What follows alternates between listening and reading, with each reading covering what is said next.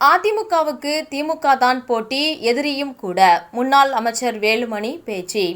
அண்ணாமலை ஏன் கரூரில் நிற்கவில்லை? வேலுமணி கேள்வி.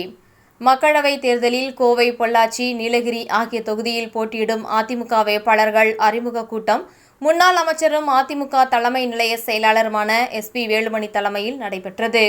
கோவை சின்னியம்பாளையத்தில் தனியார் திருமண மண்டபத்தில் கோவை மக்களவைத் தொகுதியின் வேட்பாளர் சிங்கை ஜி. ராமச்சந்திரன், பொள்ளாச்சி மக்களவை தொகுதி வேட்பாளர் கார்த்திகேயன் மற்றும் நீலகிரி மக்களவை தொகுதி வேட்பாளர் லோகேஷ் தமிழ்ச்செல்வன் ஆகியோரை அறிமுகப்படுத்தி SP வேலுமணி சிறப்புரை ஆற்றினார். எடப்பாடி பழனிசாமி பொதுச் செயலாளராக ஏற்றுக்கொண்டு சந்திக்கக்கூடிய முதல் தேர்தலில் வெற்றி பெறுவோம். சட்டமன்ற முன்னாள் தலைவர் தனபால் தலைவர் காலத்திலிருந்து தொடர்ந்து MLA-வாக இருந்தவர். அமைச்சராக, சட்டப்பேரவைத் தலைவராக இருந்து கட்சிக்காக உழைத்தவர் MGR தான்.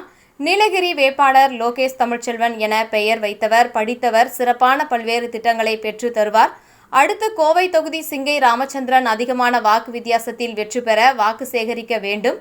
முன்னாள் 1991 MLA-வாக சிங்கை கோவிந்தராஜன் மகன் MGR தான் வேட்பாளரின் தந்தைக்கு திருமணம் செய்து வைத்தார். ஜெயலலிதாவால் பெயர் சூட்டப்பட்ட கோவை வேட்பாளரை IT விங் மாநில தலைவராக நியமிக்கப்பட்டவர்.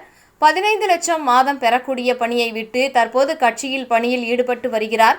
குழந்தையிலிருந்து கட்சிக்காக வேலை செய்து வருகிறார். களத்தில் சிறந்த வேட்பாளர் இவர்தான். பொள்ளாச்சி வேட்பாளர் பெரிய படிப்பு படித்தவர். இவருடைய தந்தை கட்சியில் உழைத்தவர். 3 வேட்பாளர்களும் அறிவித்த முன்னாள் முதல்வர் எடப்பாடி பழனிசாமி 2, 3, 6 மாதங்கள் போய்விடும் என சொல்லப்பட்ட நிலையில் 4 வருடங்கள் 2 மாதங்கள் ஆட்சி செய்தார். கோவை மாவட்டத்திற்கு 50 ஆண்டுகால வளர்ச்சியை தந்தவர். களத்தில் நம்முடைய வேட்பாளர்கள் MGR ஆசி உள்ளது. இந்த கட்சியை அழிக்க நினைத்தார்கள், ஆனால் முடியவில்லை. இந்த கட்சியை 2ஆக பிரிந்ததை சேர்ந்து சோதனைகளையும் கடந்து தமிழக உரிமையை மீட்ட ஜெயலலிதா ஆசி உள்ளது. களத்தில் உள்ள வேட்பாளர்கள் தூசு. அதிமுக வேட்பாளர் பக்கத்தில் வர முடியாது. சமூக வலைத்தளங்களில் போட்டால் மட்டுமே முடியாது. நீலகிரியில் பெரிய ஜாம்பவான்கள்தான், மாற்று கருத்தில்லை. நம்முடைய வேட்பாளர் சாதாரண வேட்பாளர்தான். அதிமுக வலுவான கட்சி, அதிக திட்டங்கள் தந்த கட்சி.